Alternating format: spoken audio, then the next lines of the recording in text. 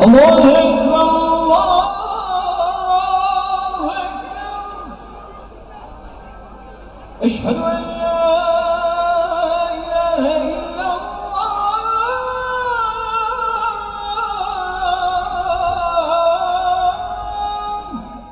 لی عربستان سعودی دمهن در باسبوینده پیشبرگا خواندن هری خوش یا قرآن پیروز و بانگداین هری خوش آ جیهان هات لدار خستن.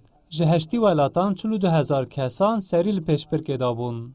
جوان بل محسن قرا اج نافچه اردیشوانه بو یکمین پیشبرگا بانگداین هری خوش آ جیهان یا 2022 یان. حی علی الصلاة.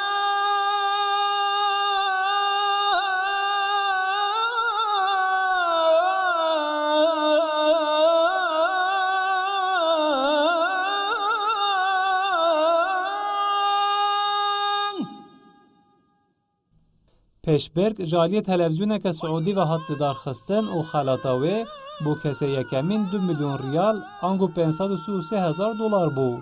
دماکو محسن قارا ده پیشبرگ ده بانگی دخوینه به دنگ خواه باندور لهن اندام جوری دکه و هستر جاوان دهرکن. مال محسن قارا پشتی کو بو یکمین لترکیه و جیهان دنگ ودا و نها باجار دگره و بشتاری برنامه انده به. لدیلو که ج کردستان 24 را آخوی او گود او جناv 42,000 کسان هات هلبجارتن و ev yek ji bo wî şanaziye. Güzel ezan okuyabilmenin de bir sanat olduğunu. Bangdayina herî xweşî hunereke û vê hunerê mirov dikare xwe bigîne hemû mirovatiyê. Ev di heman demê da şiyareka İslamiyê jî. Ji zarokatiya xwe ve ez beşdarî gelek pêşbirka bûme. Min 2019 da danasîna vê pêşbirkê dît û min serî lê da. Ji beriya du mehan em çûyîn Erebistana Siûdî û elhemdülîlah Xwedê kir nasîb ku em bûn yekemîn. Ji heştê welata 42,000 kes serî li pêşbirkê dayîbûn. Em 18 rojan li Erebistanê man û mijkele canê 6-7 kîlo da. Sadık Muhammed aleyhisselam. محسن قارا ji navçe erdîşa wane ye.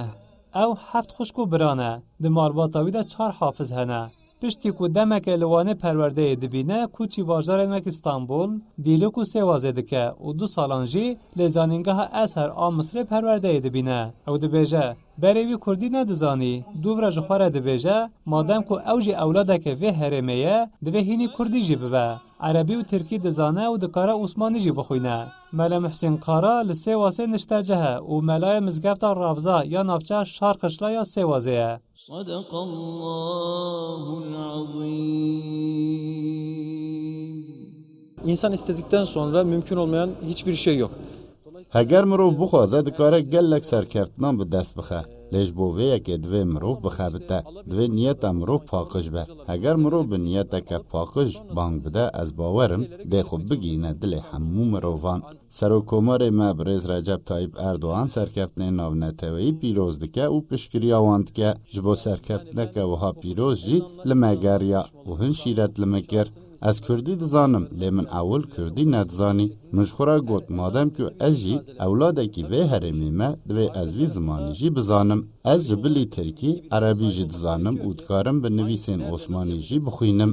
مفخر عالم محمد ای شاه عالی جناب ای پناه عاصیان ای صدر ایوانا حساب سرور اولاد آدم سید خیر الانام بال بر جان طاهر دم صد صلات و صد سلام.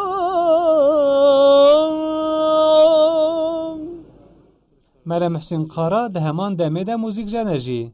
کلیبان تومار دکه و الهیان دخوینه. او دبیجه پروژه که وان هیا کو لحفت هرمان حفت بانگان لگوری دووکا و هرمی بخوینه. مله محسن قارا حتی داوی رمضان جده باجار بگره و بشتاری برنامه و چالکین رمضانه ببه.